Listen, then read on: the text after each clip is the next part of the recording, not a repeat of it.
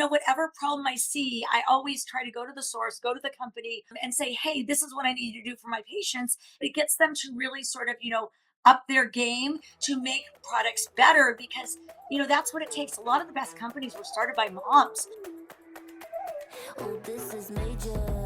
It's like the next big thing. Come catch the wave, yeah. Yeah, watch what's happening. A force of nature. Hit 'em like lightning. Be the creator of the next big thing. We're the movers and shakers. We are the dreamers, the makers. We stand on top of equators. We are the limitless. We got the future, no papers. We are the innovators. We have the focus like lasers. You know we doing it. Greetings and welcome to the Compromise to Alchemize podcast with me, your host, Dr. Neil Boltzendani. Introducing today's guest, Dr. Tanya Altmann. She is a pediatrician practicing in Calabasas, California. I had the great pleasure of meeting Tanya at a luncheon arranged by Dr. Elena Rumack, who is a phenomenal pediatric dentist. Calabasas Tooth Fairy is her name, the practice name. The reason I even knew about Elena, well, we had some crossover, but Ina Henry, the IBCLC lactation consultant, who is the one who connected me with her, she was practicing in Woodland Hills, now is Sherman Oaks. That's where I'm at right now. Still come here something like once a week to see a lot of moms and babies, and sometimes others. So yes, really, really excited because all of us are cross-referring, but some of you know Dr. Tanya because of her spokesperson role, a couple different dimensions. So I'm going to do her official bio because it's really, really impressive to see what she has accomplished and what she keeps on accomplishing. Really, I'm very excited for you all to see what she says about her personal legend, where her inspiration came from. There's a lot of fun things that we get into. So without further ado, will introduce her. With 25 plus years of clinical experience, national media visibility, and a deep understanding of consumer health, Dr. Tanya Altmann helps families and brands across access the trusted guidance they need to thrive. She is trusted by some of the world's leading health brands as a strategic advisor, helping them in product development, developing regulatory compliance messaging, and navigating health communications during critical product launches and pivots. So and I was, really interested in asking her for wisdom, being that I am consulting two companies and she's been doing such things for a long time. So she's just really gracious and really loves helping. So she's a board certified pediatrician, and I had the pleasure of stopping by her office, and it is really fun to see. I got to pop in and just do a consult for a family and just sprinkle in some of what I know. But she's got Calabasas Pediatrics Wellness Center, and she's got an integrative whole child approach to care. So she does combine medical science with nutrition, mental health, lifestyle support. And there's too much to say. Let's just say she's editor-in-chief of the AAP's Caring for Your Baby and Young Child Birth to Age 5, a frequent contributor on Today, CNN, and The Doctors, bridging the gap between clinical medicine, media, and consumer trust. Her visibility, combined with her clinical experience, and it helps the company she advises build trust and authority in the competitive family wellness market. That's her website. So it's really, really just impressive. Like I said, you're going to be inspired. And I really feel like it's a pleasure to be able to collaborate with her and the more to come. So other news in my world, which I won't speak too much about, I've got a webinar coming up. I'm going to talk more about that soon. I've been on a few podcasts, so those episodes are launching. I'm here in Sherman Oaks today, but I'll be back in Santa Barbara next week, where got some really fun, just both the people that I'm helping and also the various kinds of work that I'm doing. April 14th is the big launch of Newcalm, NUCALM, my tracks on the floor four, but it's called Phase Shift. Um, yeah, I just am really, now that it's coming, I am beside myself in anticipation. Um, so I encourage anybody out there, if you don't know what New Calm is, you got to check it out. Okay, but back to Tanya. This will be inspiring. This will also make you probably want to, think about so many things. So just let it be an aspirational episode, not really um, necessarily that we dove that deep into health as it pertains to each individual like consideration for pediatric care. I really wanted to dig more into the broader view that Dr. Tanya has and pull from the wisdom that she has that is very unique. So enjoy, share it with somebody that you know needs to hear it, and I can't wait to hear what you think about this episode. This is major.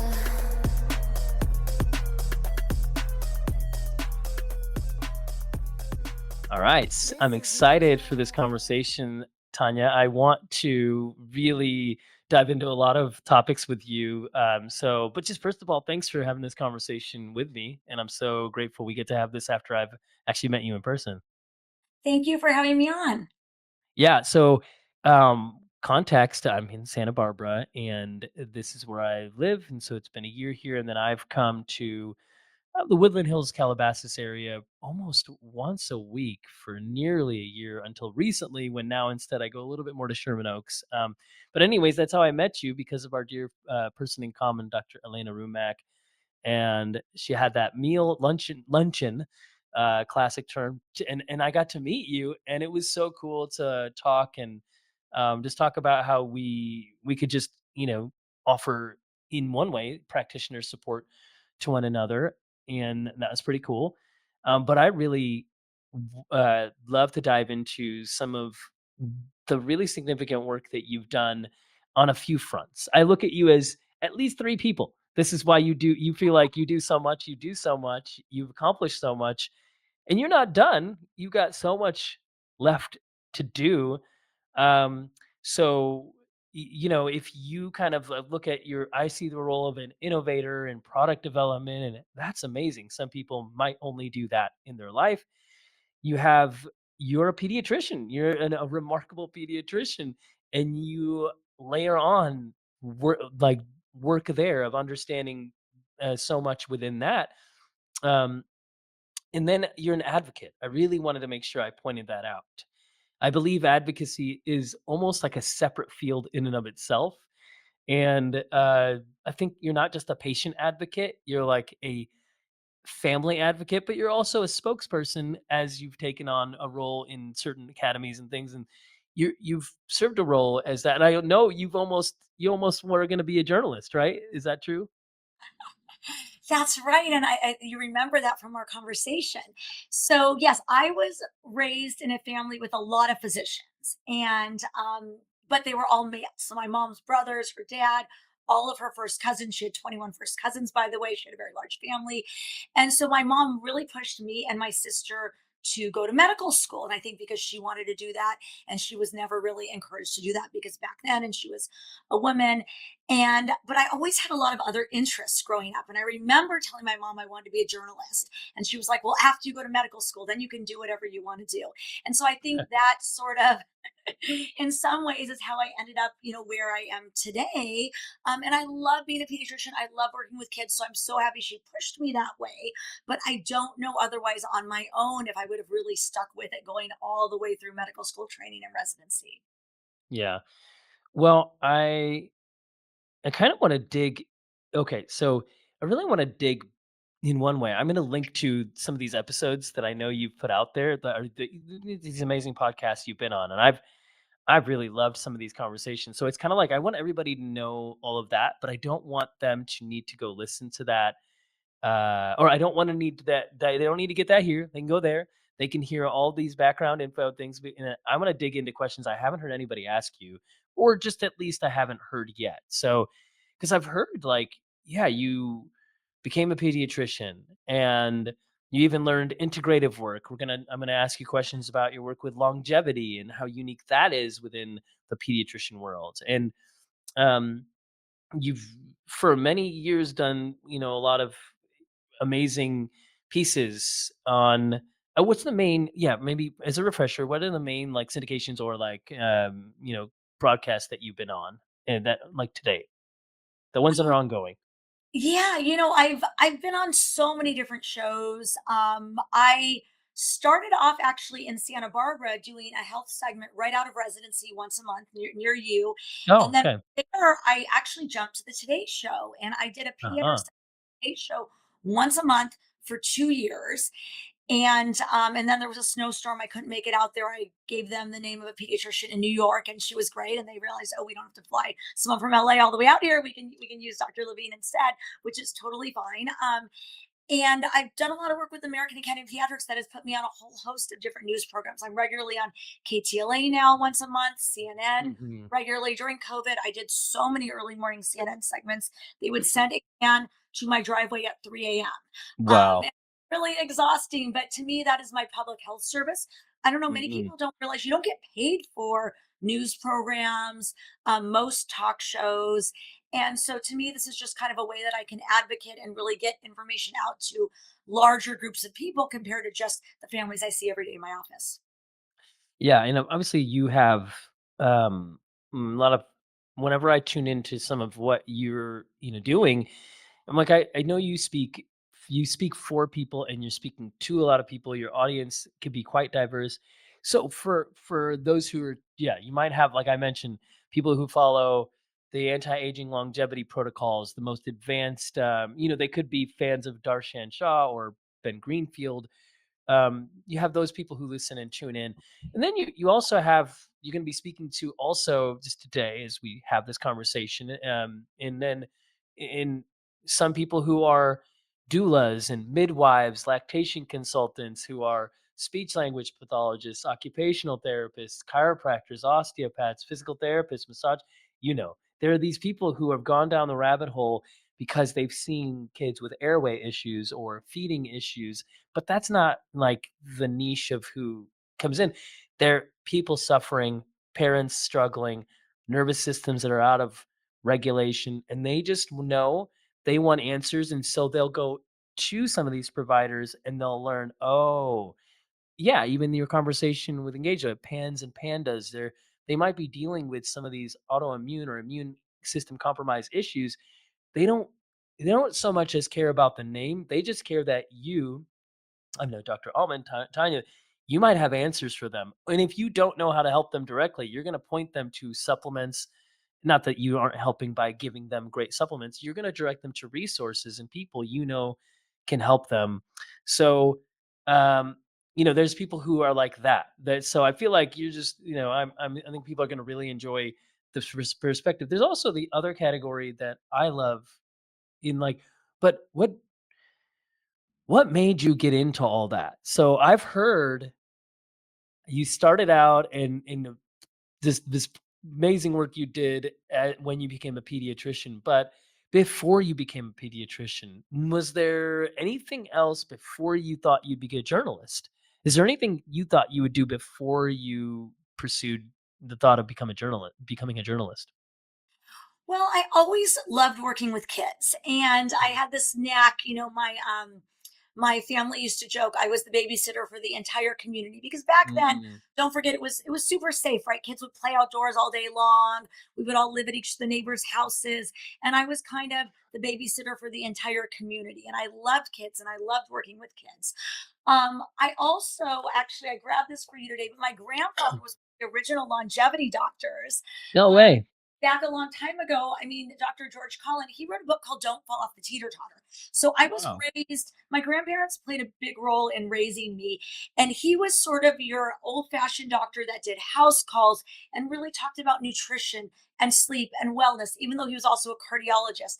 And so a lot of that was kind of ingrained in me from a young age. Like we grew up and he would let us eat only nuts and seeds and fruits and vegetables and salmon and do shots of olive oil. And like he was all about nutrition and wellness and longevity. Wow. And you get a little older and you kind of forget about that, right? And in your teenage years, you start eating junk and doing unhealthy things and experimenting. And then you kind of get pulled back into that. And so I find myself nowadays also really thinking like, wow, what would my grandfather do? And he's no longer alive. He lived to almost 100 and he really wanted to make it longer, but there were some medical complications. Again, our healthcare system, as you know, is very Yeah. fragmented today, and he got caught up in that. But I think, all of that kind of played a role in my upbringing. And I always loved helping kids and working with kids and really translating complicated medical information and wellness to others. And so I think that's still what I do today. And you mentioned all the different specialists that there are, whether it's chiropractors or speech therapists or massage therapists and doulas and lactation consultants. And I feel like as a pediatrician, it's not just me, but it's the whole community. And I didn't know about everything from the beginning: airway, Hmm. PANS, PANDAS, nervous systems, ADHD. It was really all of my learning came from a family that presented in front of me that had an issue that needed to be fixed. Yeah. And I know that, many busy practitioners now, you know, because they're so insurance based, they can't spend the time doing that. And I really wanted a practice where I could spend that time fixing patients. And so I do collaborate with specialists in the area, all over the country, and even all over the world to really help every family with whatever their issues are. And that's how I learned. And that's how I became open to all these integrative approaches. And that was why, after 15 years in a busy insurance based practice, I decided I want to get trained in integrative pediatrics. I need a full hour with every family because problems can't be solved in 10 minutes. They're so complicated and there's Hmm. so many different things that play a role. And that's sort of what led me down to the path of longevity, starting with infants. We look at the birth modality and the gut microbiome of the babies and their early nutrition and sleep and environment. And that's sort of what, I think is most important and really helps play a role in ensuring that kids can really lead a healthy, well-rounded, successful life and decrease their chance of having disease and illness and issues. Let's dive into longevity. There's so much there. And I love that even before you told me your grandfather is one of these people who was at the forefront of the field. Don't fall off the teeter totter. I love that. I was so like, I got to look it up. And I'm like, no, Neil, stay present. Don't look at it now. Go look that up later when you have time. And so, but longevity, I want to go to a figurative version of longevity just for a second, and then jump back to the work you do with infants with that, because it's a pretty unique perspective that you have on that. And to resonate with you, starting in like 2008, when I graduated from chiropractic college, Davenport, Iowa, I was cash based. So I have decided, because I wanted to explore and help people, that I started as cash based. And of course, that looked like one thing in Illinois, and then to move to California, and then to do that there, it's a little bit more challenging. But even up in Redding, now down in Santa Barbara into LA, um, I it's sometimes when I've sat with families, they've come in for their baby, then I'm also gonna see the mom and maybe the dad and the siblings, and, like, we're gonna do a lot in a half an hour. We're gonna do a lot in an hour, and then I have some people who are with really complex issues that they have 3-hour sessions with me. And, not that that's for everybody. I was just coaching a practitioner, and she's amazing. And in that way, expanding from a 30-minute visit to an hour visit is a big deal. For me, I know that sometimes when I even though I can problem solve really quickly, and I'm going to get a lot done quickly, sift through issues, and sometimes you're able to work on something, and then you find, ooh, it's like in the 80th minute of a session with somebody, I figured out his hip issue that enabled him to walk in a way that he hadn't been able to because he'd been struggling with hip degeneration for the prior 10 years. And so it was like knowing that, you know what, sometimes we need to set our own parameters when we're navigating patient care because some people are going to find answers when we've run out of time before. And I, definitely know there's a lot there, but that was just a figurative thing about longevity. I really want to get in more with the work you do with infants, especially with longevity, because some people think, oh, it's about, like, how can we live the longest life or how can we live the best quality life? And what can I do later to help with that? But you're like, yeah, well, how powerful is it when you start off with that? Are you finding with the families that you talk to that they're more like open to that these days? Are there things that you've seen in trends where you're like, I feel people are more interested in that. Is that something you've seen? I do think, everybody is more interested. I mean, they know that kids today, we're seeing, higher rates of chronic diseases, autoimmune issues, mental health issues, learning issues, and that they are realizing, wow, we need to figure out what's going on.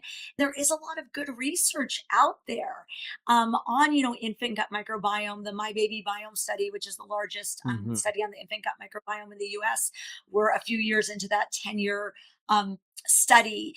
And out of that research, they identified the specific gut microbes that babies aren't born with anymore over the last 100 years, to a generational decline in bifidobacteria, which is so important because that's what programs the immune system and really sets you up for health. And when you are born without bifidobacteria, we know that there are higher rates of obesity and autoimmune issues and allergies, and those are things that we're seeing so much of in kids now. So I think starting after birth with what you give your infant and how you raise them can really make a difference. Now, it's not going to prevent everything, and different things come up along the way, and we sort of pivot and work on each of those issues. But I think there's so much you can do setting your baby up for success just from day one. Hmm. Yeah. Oh, there's so much to talk about here. I'm going to so many places. So to pick one area, um, am I right in that you were part of helping goat formulas make their way to America for being availability? Yes, so I do a lot of advocacy projects, and sometimes most of them are just born out of pure advocacy, but then they often turn into consulting roles or helping companies. So what you're talking about is, first of all, as a pediatrician, I'm a big proponent of breastfeeding, Oh my and I gosh, I want to interrupt you only because I'm so sorry. What I didn't say to you is, oh my gosh, my jam here is people knowing the importance of breastfeeding. We talk about breastfeeding health all the time. Lactation consultants, we're like, we want to make sure that people are set up for that. So I didn't set you up well for this because I love how much you talk about this. In fact, you're one of the rare pediatricians who truly advocates for this in a deep way. Just to say, I've seen a lot of people come in and they haven't felt as supported it's usually the lactation consultant. It's usually the feeding therapist that really helps. But I see you carry such a tender, caring heart and I think a really unique perspective within your field of how much you actually really encourage moms. Like you can have healthy successful breastfeeding and not only to like encourage them in that but really help them with that. So I'm so sorry to interrupt you, but I just wanted to make sure that everybody listening knows that this is one of the things I value about you the most. And so when I mentioned goat formula, it's because I've journeyed with families so much that they would have to go buy this formula from another country. And even though there's tongue tie, there's feeding issues, we want breastfeeding, but sometimes you have to like thank God for the formula when it's there and when it's needed. And so obviously this conversation comes from knowing that there was a shortage as well, and there's just all this to say. So you people, I used to send patients and they'd have to order goat formula and they'd have to wait for 14 to 21 days for it to get here, and that's hard because the goat. Okay, I'm gonna leave the rest to you if you could go into that and then also tell us why goat. Right, there's so much to the why goat question too. So yeah. Exactly. So yes, so I have in-house lactation. All my families get help with breastfeeding, but as you know, sometimes babies or moms do need to add in infant formula. And I really wasn't that aware of ingredients in infant formula and all the different kinds of infant formula because as a pediatrician, I was primarily focused on breastfeeding. But I did see over the years my families would import formula from Australia, from Europe, because they felt it was higher quality or they wanted goat, which wasn't an option in the United States. So about 4 or 5 years ago, we had this infant formula shortage. And that was sort of when I realized, wow, this is a serious problem in our country. There are babies that are starving and they can't get infant formula. And that's when I decided, okay, I need to learn more about this and I need to help make a difference. So I was one of the pediatricians that really advocated to the FDA. We need to allow high quality international formulas. And there are so many that my patients have been importing, right? There are infant formulas from Australia and from Europe Yeah. that actually meet all the criteria that the FDA has in the Infant Formula Nutrition Act for what we need in the United States. And why don't we allow these products to be in the United States? And that includes goat infant formula. And I actually helped the FDA identify infant formulas and worked with Bubs, which is an Australian infant formula company, on Operation Fly Formula. And they are really the ones that saved us during that shortage because they flew in millions of tins of infant formula. But in Australia and Europe, as we know, a majority of their infant formula is goat based. Yeah. And so I decided to add goat infant formula to the FDA list and fly it into the country, not knowing what would happen. And the FDA was amazing. They accepted this. So did the American Academy of Pediatrics. They were very supporting because goat milk infant formula is really just as nutritious and has all the same sole nutrition that babies need as cow-based infant formula. It's just something we really haven't had in the United States. And when you delve deeper, you can also see that in some cases, many experts do feel that it is even a healthier and better alternative because the goat milk fat globule membrane and the whole goat protein is actually more similar to human milk breastfeeding in Yeah. many ways and often easier to digest, easier to break down. So a lot of those babies that are fussier, that are more gassy, that are intolerant to the cow milk can do very well on goat. And you mentioned goat. My sister is actually an allergist and she grew up only being able to drink goat milk. And back then, years ago, we didn't have it in the United States. And my mom used to make it on her own. And this was following instruction of her allergist at UCLA. So this wasn't something she did in the kitchen on her own. But we really didn't have any ways, 50 years ago, actually more 52, 54 years ago, for moms to be able to get this nutrition when it was needed. And we know that making it on your own can often miss out on important things. It's not as healthy. We don't encourage that. So it is so nice now that in the United States, we have whole fat infant milk options. We have goat formula infant milk options and a lot of other ways to feed our babies when breast milk isn't available or isn't tolerable. Yeah, well, I just feel like the crowd goes wild. I'm cheering you. I'm like applauding you because it's like that's a pretty phenomenal thing. So thank you because I can just tell you there's so many families I've journeyed with and all I'm looking at the moms in my mind now of like and they would say, "Oh, Neil, we know we've heard about this formula, but it's going to take 21 days to get here." And I'm like, "Well, I found this website where, and then I started to carry it and then I started to, collaborate with those who would carry it so that it would be on hand, but what a tremendous thing is to just and yeah, I know actually with our third, and we needed to implement formula, and so there was somebody who was making goat formula mixed with other things. But you're right, it was just missing some things. So we definitely recommend those like getting it from sources where they this is what they do, and it's such a phenomenal thing. Yeah. Go ahead. You're Disclosure, I am now the chief medical advisor for Bubs, which is the Australian infant formula that came to the United States to save us during the crisis and is still here on the shelves at all of your local retailers and on cool. Amazon. But what I wanted to say is, whenever I work with companies, I of course always go to the source because I want to make sure I Yeah. understand. So I spent days in their infant formula manufacturing plants in Australia, which was very fun. Okay. And it's amazing the standards that other countries like Australia and Europe have for their infant formula and other, nutrition products for babies and kids. And so clean and so precise and such high quality that I think it is really so inspirational. And I feel like this is going to help a lot of the US formula companies really up their standards now Mhm. because we know what high quality infant formula should look like. Yeah. And there's n- nothing nothing to be said. That's not the correct word. There's a lot to be said about the advocacy that you've really you've done. I just feel like and I've heard you even helped design something for a car seat. Can you tell us about that?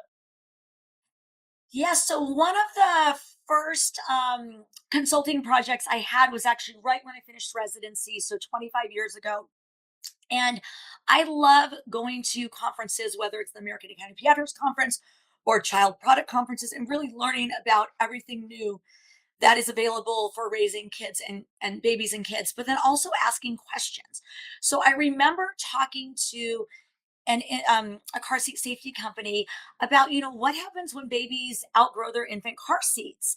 And 25 years ago booster seats weren't really a thing, so I worked with an infant car seat manufacturer on developing one of the first booster seats, and it was a big national campaign, keep big kids in booster seats, and making sure it was comfortable and safe and had the cute little cup holder. I also at the same time was looking at strollers, and what I didn't like was that my kids would come into my practice with too much sun exposure on their feet and lower legs because sunshades weren't long enough on strollers. And so I got stroller companies to extend their sunshades. So I feel like, whatever problem I see, I always try to go to the source, go to the company, and say, hey, this is what I need to do for my patients. And sometimes it turns into consulting jobs, sometimes it's just advocacy, but it gets them to really sort of, up their game to make products better because that's what it takes. A lot of the best companies were started by moms, looking Mhm. for new things for their kids. And I really enjoy that. I love seeing products on the shelf that like, hey, I talked to that company about that. Whether it was a formal consulting role or just to help. There's a infant baby food company now that just added nuts to their baby food. And this stemmed from a meeting 10 years ago I had with them saying, hey, you Wow. guys, the new research is babies need to be exposed to nuts early on. Can you please put it in your baby food? And of course, these things take a while. So now 10 years later, they just launched, they had a Super Bowl commercial. And I was like, I remember pitching that idea to them. And I was so excited that it finally came to fruition. Yeah, that's really I love that. I mean, I could see you mentioned, you know, you were like a babysitter to you just love kids. You're babysitter for the whole neighborhood. Seeing your influence from your grandparents, your grandfather of like the innovator, not just innovation, but then even within longevity space, I can see the pieces coming together. Are there any other like influences early in life that color in the picture a little more on you're an advocate, you're an innovator, you're a problem solver, you care about babies, kids, families. Anybody else that stands out that really shaped you to like this where you see coming up in your life right now, the projects you're tackling? Yeah, I mean, it's a good question. So, as I mentioned, my sister is an allergist and she grew up Hmm. with lots of allergies, food allergies, environmental allergies, severe asthma, Mm. um, gut issues. And I think, that really helped me learn and understand how all these important interventions that we do now with probiotics and early introduction of all the allergens, which we didn't do back then, really play a role. I also grew up with an next door neighbor who had type 1 diabetes. Mm. And so I think, all of this has played a role in my interest in trying to solve problems. Why do we have more kids with autoimmune issues now, with allergies? And that's sort of what led to my interest in gut microbiome research and an early food introduction of all the healthy foods. And even if you look at like my What to Feed Your Baby book that I wrote 12 years ago, it was all about raising kids really on a healthy diet full of Mm. protein, healthy fats, fruits, vegetables. You want to avoid all the added colors and sugars and preservatives and the things that now we know are not healthy for kids and can change the way their brain chemistry works and the way they see food and their gut microbiome and their future health status. And I think that's just always been something that I'm interested in. When the pieces come together now in new research that's going on all over the world, I'm like, yes, that makes so much sense. One other thing, when I was in college, actually at the Claremont colleges, I did my senior thesis research project on vitamin D deficiency and Mm. how it was a precursor to colon cancer. And back then, what happened was I had a grandfather with colon cancer. I saw a map and realized there was more colon cancer in all the cold climates that didn't have as much sun. Put that together. What is going on with less sun and more colon cancer? And I ended up, I know this sounds crazy, but feeding mice vitamin D deficient diets, full vitamin D diets, and realizing that this really also affects cellular migration in your body. Published that research. And then 10 years later, everybody started talking about how vitamin D Mhm. is so important for your immune system, for cancer prevention. I was like, yes. So I feel like so many things in my life have come full circle. And all of it plays, just a small role in everything that makes our body work and stay healthy and run well. And it's just, it's all so important. Well, that's phenomenal. Oh yeah, I love that. It's fascinating.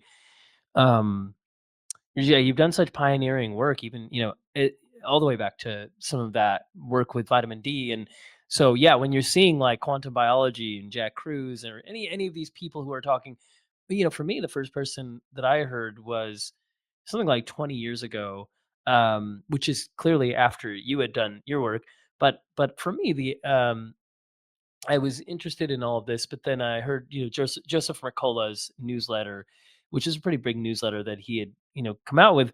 He would talk a lot about vitamin D in sunshine, and it's like, well, yeah, these are. It's amazing how um, very nitty gritty we need to get to bring these things up, to bring people kind of these resources that are like the sun. Thank God we have it. Vitamin D, a lot of us need it in supplement form in some way. But Yeah. it's so foundational to health that, we can overlook sometimes the simplest, most powerful things that solve a lot of problems. I know there's a lot of people are really well versed on the vitamin D discussion and how many cancers it prevents when you do have sufficient vitamin D, when you do have sufficient sunlight exposure. So, yeah, so it's really interesting. And so I can see again, like I want to dig even is there a further back time that you look at where like who who else how else did you become, you're not just a problem solver. I think you look at problems as an opportunity to show up and bring something that other people aren't bringing. And you're not just like an entrepreneur who's like, "Ooh, what's my opportunity here?" You're driven by care. You're driven by like, it's a cool blend. I do see like you can see when something's missing and you can help that, and you're like, well, nobody else has done it, so like I've got to do this. Uh, where do your ideas, generating ideas, having bright ideas, thinking like that, are there? Do you reflect back as a child on like having a lot of those ideas, and then maybe to catch us up to date, like what is some of the ways that you generate ideas or you look at these problems? How do you solve these problems? How do you become aware of what solutions are to some of these problems? Yeah, it's a good question. I mean, I think most of my ideas come from patients and families. We were just talking about vitamin D. I've gotten really into micronutrient testing, Hmm. seeing kids with long COVID and POTS and a Hmm. lot of other issues over the last 6 years. I've learned that not only vitamin D, but all of the micronutrients in our body really, really play a role and make a difference. And I actually do full nutrition and micronutrient panels on a lot of my patients. Now, clearly, I don't want to poke and draw blood from kids if they're doing well, Right. if they need it, or if they're too young. But I realized I was seeing more and more teenagers. I don't want to stereotype and say mainly girls, but that was sort of how I got into it in my practice, that were coming in after having COVID and other illnesses, that were dizzy, that were tired, that were fainting. And I thought, gosh, we got to figure out what's going on. And first, I would put them on vitamins and work on sleep and work on nutrition and work on, you know, um, all sorts of things. And then I realized if I drew all of their micronutrient panels, you could see what the issues are. You could see the main deficiencies causing their issues. And then when you supplement them with whatever micronutrients they're low on, with nutrition and everything else, literally in 2 to 3 weeks later, the moms would call me and say, my child is back in gymnastics now, back Mm. in cheerleading. They are not fainting anymore. They are not passing out. They're not tired. They're not fatigued. And I was like, wow, I have something here. And then I started working with a lot of the long COVID and POTS experts around the country. And I'm like, you guys, I'm a clinician, I'm not a researcher, but we got to really look into this micronutrient relationship, because that's how I'm fixing all of these patients in my practice. And really, my role as a pediatrician is when families come to me with issues, I have to fix them. So we try Mhm. one thing. If it doesn't work, we try another thing. If it doesn't work, and we keep trying until we figure out what helps them. And we, delve into the research. We look at what other people are doing. And we know that after COVID, a lot of people had electrolyte balances and ended issues and ended up in the ICU with low sodium and all sorts of other things. And so putting all those pieces together, I was like, there is something here that is going on. And a lot of it is micronutrient deficiencies. I've also learned with my patients with ADHD, a lot of them can be helped um, with omegas and phosphatidylserine and magnesium. And a lot of it depends on their symptoms, and what they're deficient in. And then the question is, why are they deficient? Is it because they had Mhm. an infection that really wiped out those nutrients in their body? Is it because they're an athlete? Is it because they have underlying biochemical SNPs or variants in their genes? So they're not absorbing, they're not producing, they're not making, they're not utilizing. And a lot of that we don't know. So then I delved into the genomics, which is a lot more complicated and expensive to do on patients. So it kind of, I tailor each approach to the individual family and what their resources are and what they want, the problems they want to solve. But I feel like there is so much that modern medicine is just now learning and exploring. And it's amazing some of the physicians around the country I've met and the research that they're doing, and, how much I can learn and take away from them to help the families that come to my practice.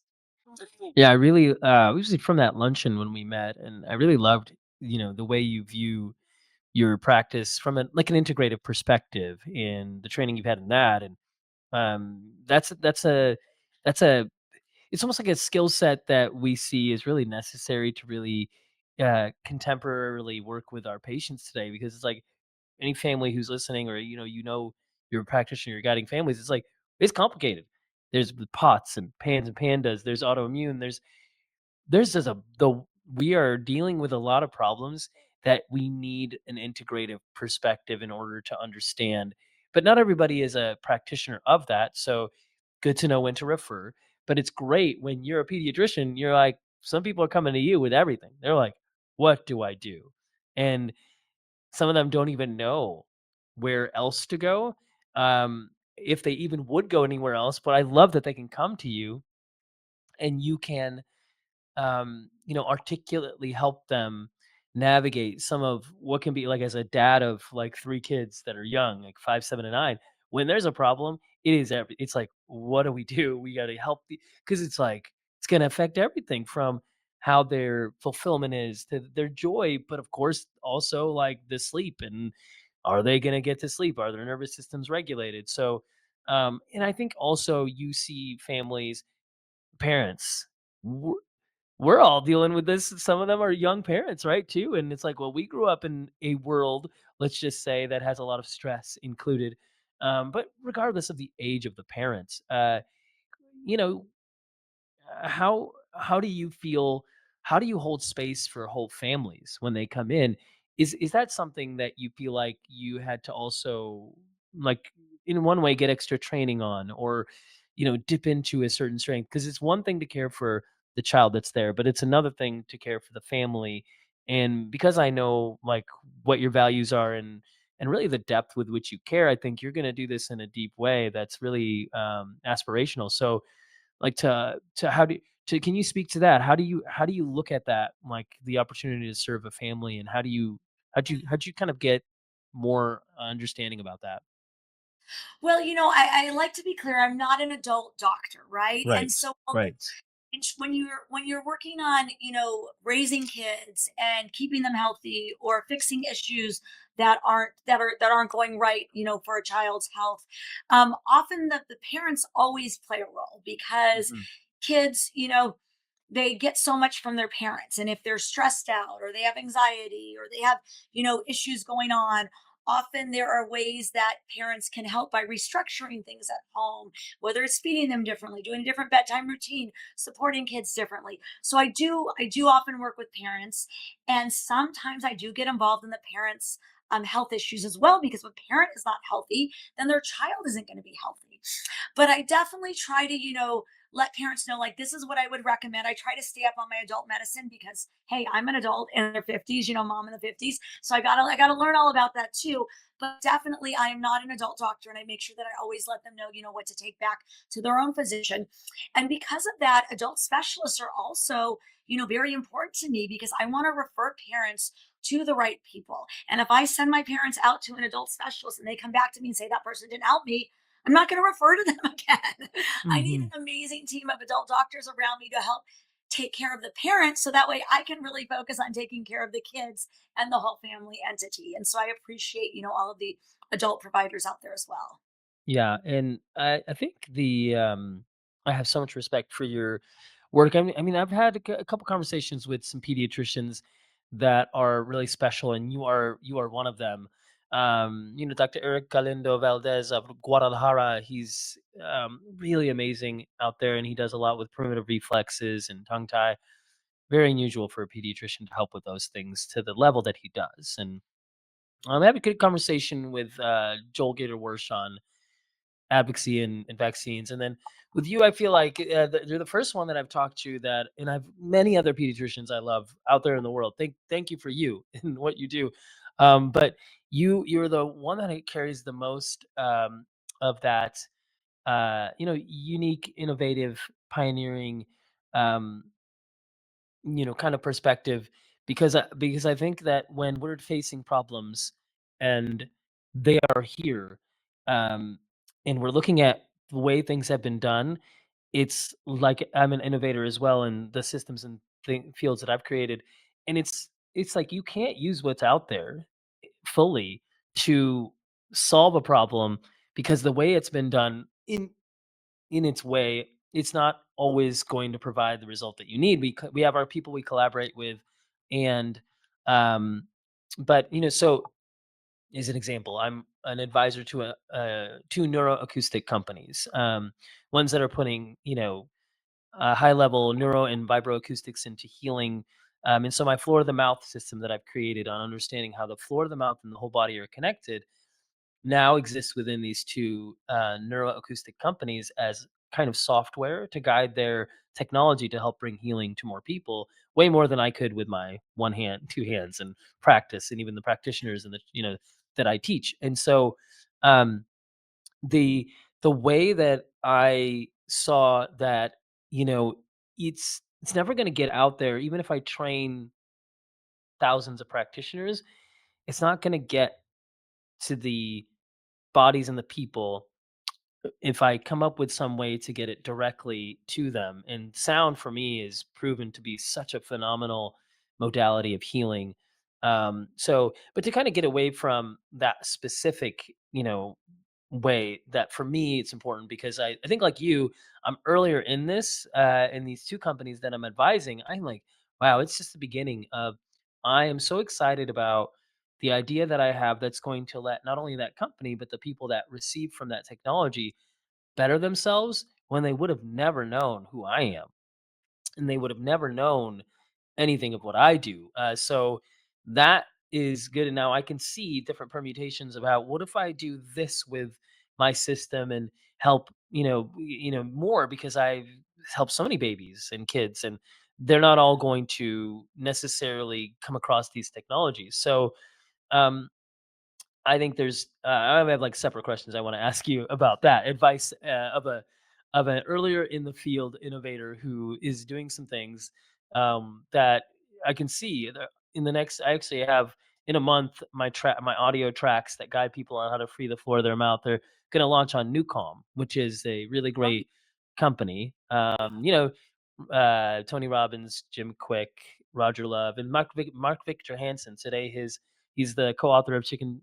Soup for the Soul, Mhm. right? His audio tracks come out today, and then mine are next month. So people will be able to like learn how their whole mouth and their body's connected. And I like this is so simple. This is so simple.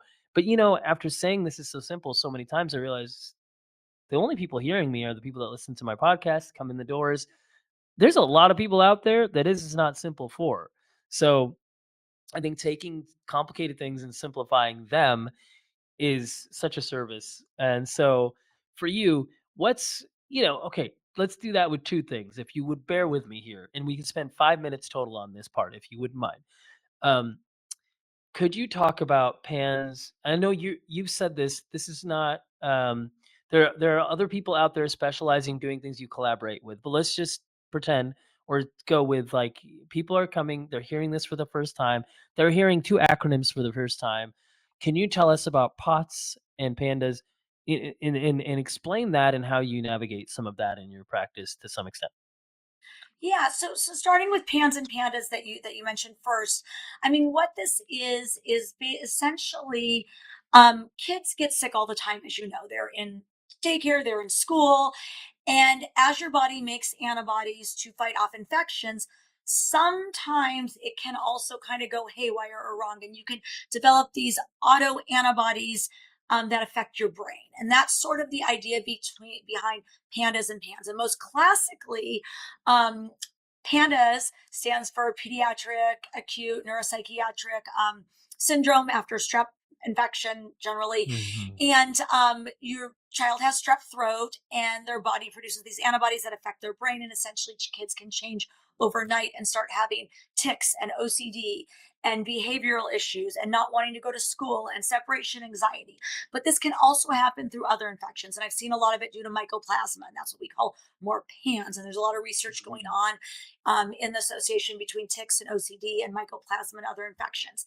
And so, how do you treat this? And this has really become a general pediatric condition now. Mhm. And a lot of it is identifying the underlying infection, treating that underlying infection, whether it's with antibiotics or anti-inflammatories, calming the nervous system, supplementing, all the imbalances in terms of the kids' micronutrients and nutrition and sleep and all of that, and really sort of healing them. And some kids will get better very quickly if you can identify and treat, and others it goes on to become more chronic and a long-term issue. And so I really admire all the pediatricians now that are spending that extra time really trying to help these families, because you can't just refer everyone out. And I know that's what insurance wants you to do. Sorry, I don't know. Go wait 6 months and see a specialist. Well, you can't wait 6 months with pans and Mm, pandas. mm-mm. It's affecting your brain every day. And if you don't start treatment, it's going to get worse and worse and worse. And same with POTS, which is this postural orthostatic hypotension. And so kids are, or adults too, after infections, usually, not always, and we saw this a lot after COVID and flu and things like that. They would start having these, drops in their blood pressure and all the autonomic systems in their body, and they would become more dizzy and more unsteady and brain foggy, and they'd lack energy and they couldn't get up and go to school, or they would be at exercise practice, whatever sport they were doing, and they would faint. And so a lot of these, it's not just that it's one part of your body. Like people might think, oh, that's an infectious disease issue. That is a neurological issue. That is a cardiac issue. There is so much overlap between all the specialties. And that's why I really like the integrative pediatricians and doctors that really say, okay, let me talk to all the specialists, let me review all the notes and really put them all together and figure out how to help the patient. Because in our fragmented healthcare system now, a lot of parents and families get shuffled from different specialists to different specialists, and no one's having them all talk together and really figure this Mhm. out. And I've had so many POTS patients that we're seeing endo and we're seeing cardiology and we're seeing neurology for years, and no one was really putting it all together to fix them. And then, when I really get all the notes and review them all together, that can always, and I can't say that I can always fix it, but in most cases, we can put it all together and really figure out what that underlying issue is. And I feel that usually it is a micronutrient imbalance Mm, that then you can supplement and fix and support. But a lot of my PANS patients, I actually, neurofeedback has been incredibly valuable mm, to help mhm, calm, all the abnormal neuron activity in their brain. And Brian Hickson out in Westlake at the Brain Performance Center, he has been so helpful with a lot of my PANS, PANDAS, ADHD, anxiety, autism patients, in really helping change their brain chemistry to kind of even it out when there are overactive or underactive areas. You've been very helpful when I have families that really have these overactive nervous systems, or as you mentioned, like airway issues, mouth and palate issues. And so I think I love collaborating with all the different specialists because it's really a team approach to really help families whose kids have issues. And I don't think one person, even me, can solve all those issues. It really takes all the different specialists. And I also work with acupuncturists in my area and physical therapists. There's an integrative physical therapist who has been amazing, and she has helped a lot of my migraine patients because Hmm. often I'll start with the medical issues and the nutrition and the supplements and neurofeedback. And when things are still, still hurting, I'm like, Meg, I need you to really evaluate. And she finds that there is something going on with, one of the muscles or the tendons or the way that they're holding their posture that is just putting extra pressure, on different areas of their musculoskeletal, you know, what do you call it, regions in the head. And she's Hmm. been able to really just nip those headaches in the bud. Yeah. Oh, it's so good. Well, yeah, people that are wanting to know what's this magical land. Even a lot of people know Calabasas, right? They've heard it because of the Kardashians. Woodland Hills is right next to that. That's where another amazing city is. But Westlake is like 15 minutes away, right? It's like pretty close. So you have this really beautiful spot that some people who know California and know LA, they know this. Other people who might be listening from Australia or, wherever else, you could come and first of all, can people, you are seeing patients, right? People, you're available for patient care. I am. I mean, I have to admit, I am a little busy now and I have a lot of Yeah. projects working on. I'm actually working on a new book right now on longevity, starting with babies. Ooh, exciting. Yeah, I'm happy to. I love helping families. I also love talking to other practitioners. So a lot of pediatricians around the country will call and say, "Hey, I have this case. Can I refer them to you?" And I'll say, "No, let me help you solve it. Let me Yeah, just give that's you great. tools and information that I know so you can learn and keep helping, with it." So that's a lot of what I do as well. Hmm. Is helping other practitioners and pediatricians and specialists. But yes, I am in Calabasas at Calabasas Pediatrics Wellness Center. And I started as a wellness center, which during COVID, a lot of my specialists went virtual and left me. And now it's more of a medical office. I have an amazing internist in the front half to help the parents. I'm a pediatrician and I have two other pediatricians that are great that work with me as well. And so I refer out to a lot of the specialists now instead of having them, in-house.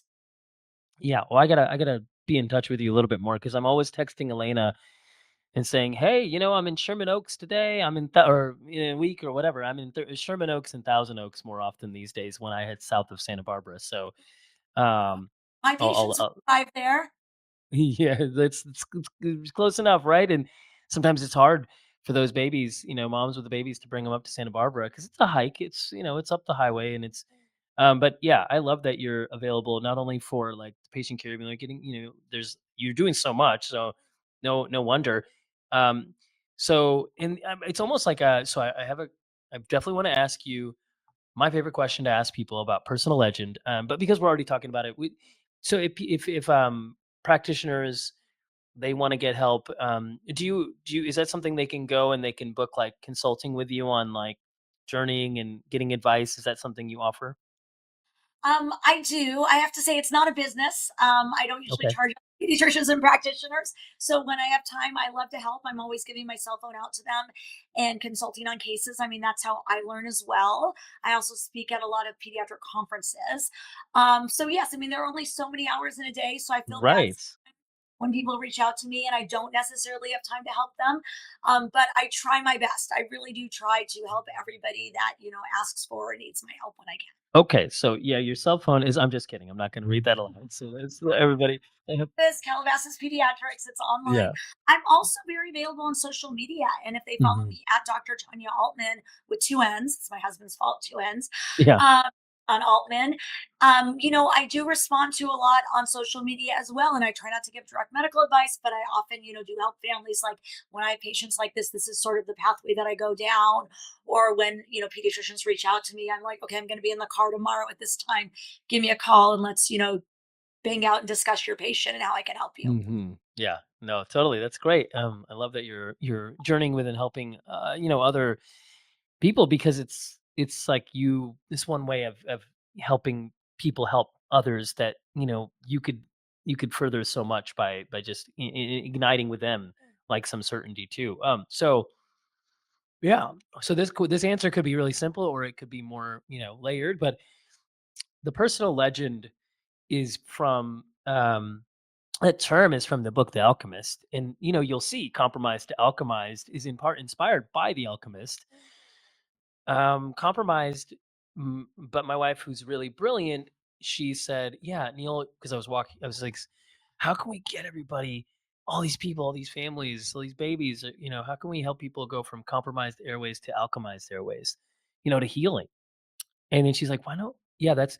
So we were talking about that, and she's like, "You might want to take out the word airway." And I'm like, "Right, because it's not just about the airway. It's not just breathing, it's feeding, it's digestion, elimination, and function." So I'm like, "Yeah, how can I really help people go from compromised to alchemized?" I didn't know at that time it was going to become the name of my podcast, but journeying with Right. people through compromise, right? It's like suffering, struggling, compromised, then this non-linear process of healing, which can take a village and all the things you're talking about, micronutrients. And it's like there's this magical formula that will get people towards whatever healing they need, and that's alchemy, turning lead into gold.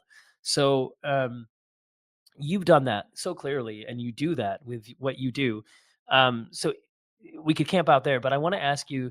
So this in the Alchemist, Paulo Coelho, wonderful, obviously author of this book. He early in the book, he has the protagonist Santiago, who's the shepherd, who's in Andalusia, and he's in search of his dream, and he explores the world, and he goes to the desert and the Sahara, and there's this beautiful story. But early in it, he comes across this figure. He's like this mystical king, and this king says to him, he says, "The universe conspires in your favor when you are in pursuit of your personal legend."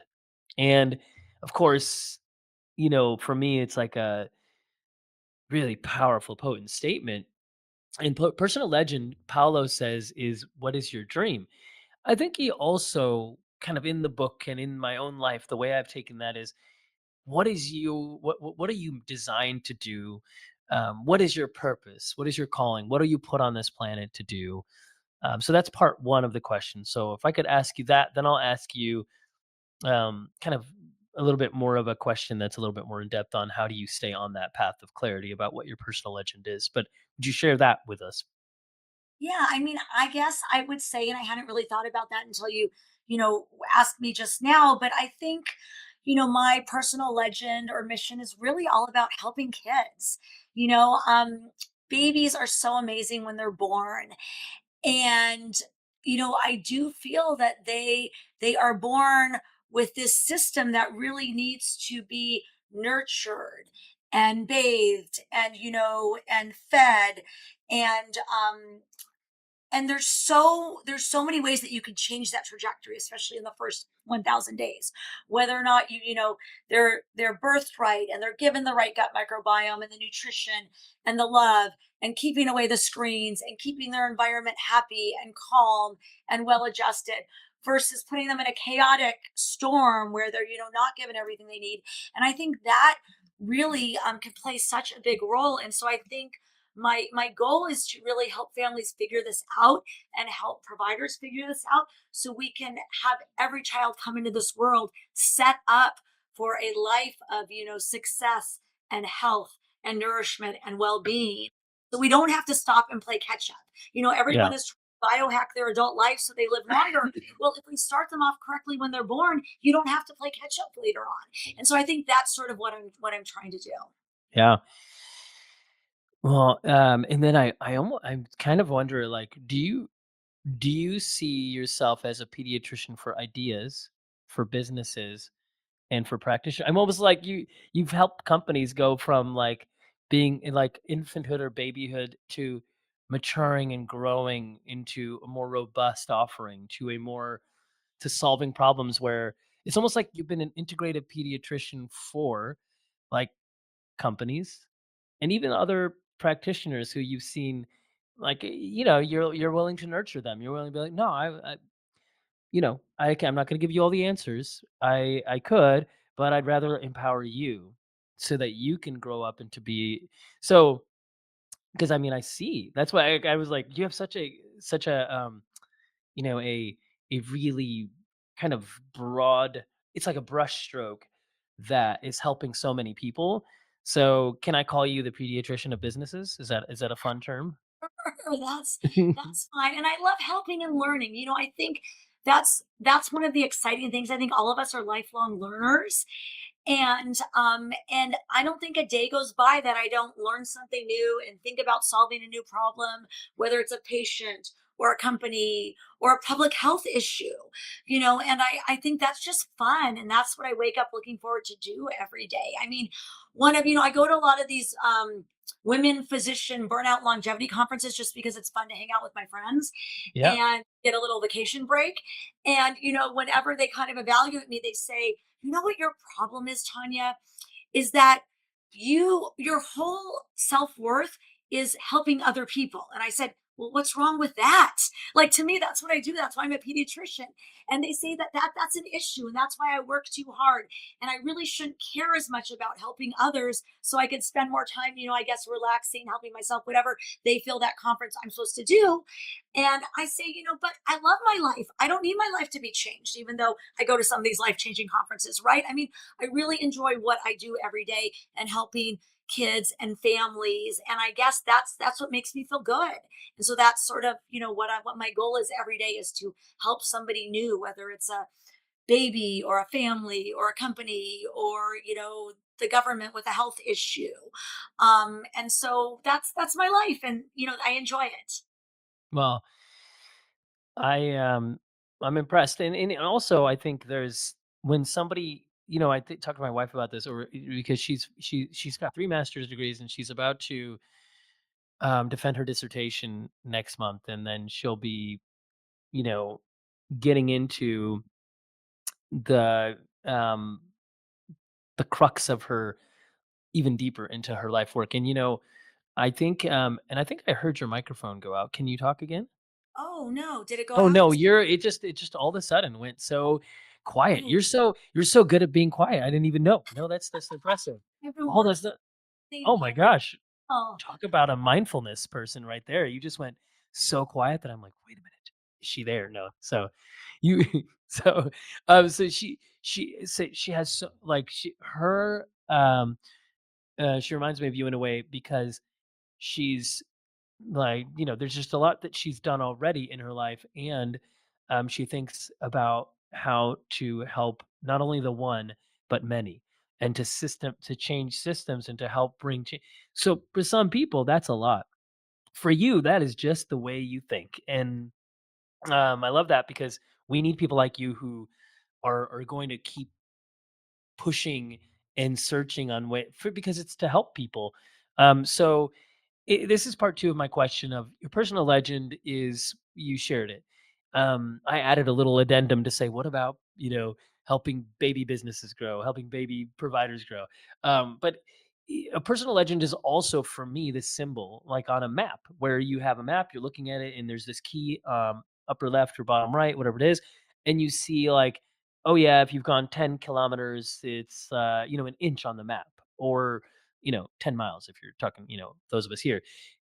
Or you might see some, like, the blue there symbolizes there's water over there. So these symbols on a map help you navigate the map itself. And if your life is a map and your personal legend is your purpose and what you're doing, but what's the key for you, or keys or practices, or how do you stay tuned in so you're, continually helping people? Is it your patience? I mean, is it I would kids say and just your drive? since my own kids, I learned so much from having my own kids. I think back to advice I gave 25 years ago when I first became a pediatrician, and before I had my own kids, before I had been up all night breastfeeding them and trying to get them to sleep through the night and get them to eat their vegetables.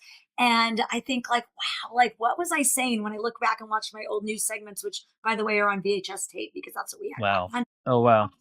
I think I didn't even know what I was talking about. And so I think all of these life experiences through my own kids, my family, my patients, really helps direct me. And what I'm going to learn next is basically whoever comes into my office later today or tomorrow that has an issue that I need to learn about. I will delve into that and try to figure it out, because that's what you do as a pediatrician. Yeah. Oh, I love that. Okay, we're definitely coming to this place here. I mean, so for whatever reason, the song "Reading Rainbow" started playing in my head, and what is it? I learned so much from that show, right? There's just all these things that I look back. I mean, I'm 45, so it's like Yeah. um, yeah, I grew up with that, and um, but it's and then I don't know if it's similar, but now or whatever this commercial that come on, and you got Yeah. one fact, right? You learned one thing. Is there one fact that that maybe you think like a lot of people, even if you could be really recent out of research or data, like just something you think like very few people know, that if you shared it, it would be like, whoa, light bulb goes off, and at least connecting the dots. And it could be any range of topic. Anything comes to mind. Oh, that is a great question. I can give you a minute if you want. I can go first, and I can give you a I minute, or you can go. say that healthy habits really start at home Mhm. and with those early days. So everything that you do with your baby really matters. And it doesn't mean that you have to stress or overthink it, because nothing's perfect and we all make mistakes. But trying to get your little ones on a good feeding, sleep, nutrition, and just wellness routine and journey from early on will really play a huge role in their future development and health. And so Yeah. I think that's what's important. And I don't think people realize that that first year of life matters so much in terms of what the outcomes, can be in the future. Mm. Yeah, well, that's poignant. And usually if I ask somebody a question, puts them on the spot, I'll like put myself on the spot too. So, well, I have this training. People are coming in to Santa Barbara for training. Thursday, Friday, Saturday, Sunday. I'm doing my floor 4 training and an advanced training. And I've only presented this at one symposium before, this particular detail. So, quick question for the world, right? The quiz question is, where did the thyroid gland come from? And if we say like embryologically, gestationally, forming in utero, where did the thyroid gland start from? And a lot of people will be like, what do you mean, Neil? It's the gland. It grew. It A lot of things come back to the pharyngeal arches, but I'm not ending there. That's like, okay, that's gonna be new for a lot of people. Okay, so these pharyngeal arches, 4 or 5 weeks in utero, that's when they form. A lot comes from there, the mouth and the jaws and everything. But specifically, if you could pinpoint one area in the body, where would you say the thyroid gland starts from? And I'm going to answer it really quickly. It's not like I'm going to do you know, it's You're not the quizzing me. I'm thinking back to med school no, and no, no, realizing no, no, that not quizzing you because it's in the weeds. There's so much to know with embryology. It's expansive. It's the foramen cecum. Okay, and you're gonna be like, "What is that?" It's the tongue, the base of the tongue. The base of the tongue is where the thyroid gland comes from. So crazy. And so, yeah, just like yours was really practical. I don't want to leave people like, "What does that mean, Neil?"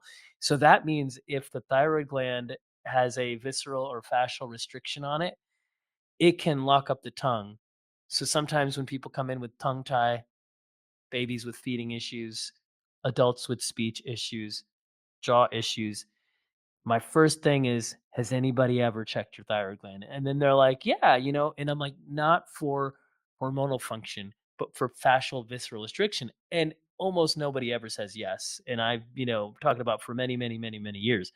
So when I release that, sometimes their jaw shifts, their floor of mouth loosens, their tongue lifts more easily, and that baby can sometimes even have all that hypersensitive gag reflex just dissipate on the spot. So that's my little reading rainbow moment for that I wanted to give. mine, because Yeah, for sure. I talk a lot. I get a lot of hoarse voice sometimes from my vocal cords, and maybe I have a lot of stress and tension there that needs to be loosened up. I will make an appointment to come see you. We'll figure it out. So yeah, we'll figure that out. Okay. Well, I know we've left people with quite a lot of info, and I only just kind of dipped into the surface of your amazing, history and the work you're doing. But thank you so much for sharing with everybody. I know you've already told people they can find you in various ways.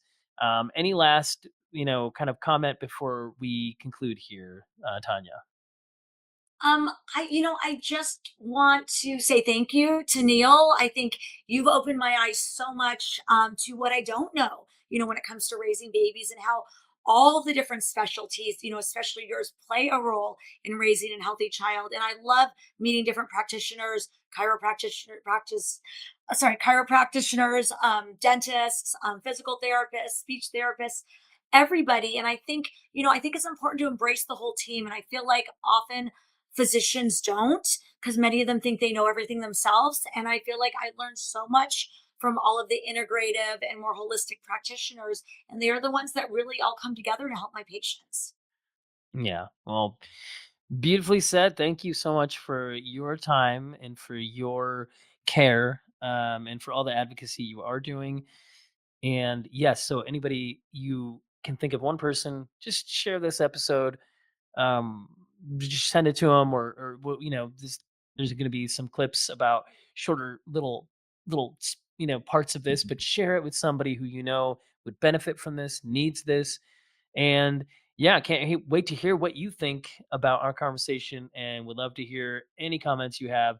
So thank you so much, Tanya, for being on the Compromise to Alchemize podcast. And I so appreciated our conversation, and you have an amazing, beautiful day. Thank you so much, Neil, and I hope everybody out there also has one.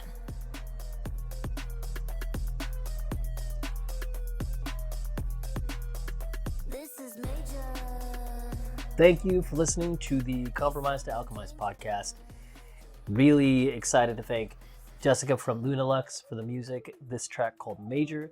I want to thank Toshi, who originally did the design work for my cover art. And then I also want to thank Alyssa, my team, for podcast publishing, my whole team, including Kat, for heading up my world. And then also definitely want you all to follow me on YouTube, follow the podcast on Spotify or Apple or wherever you get your podcast, comment, give us a rating, and also follow me on Instagram at Dr. Neil Bulchandani so you can stay tuned to my latest. Thanks so much, and you have an amazing day.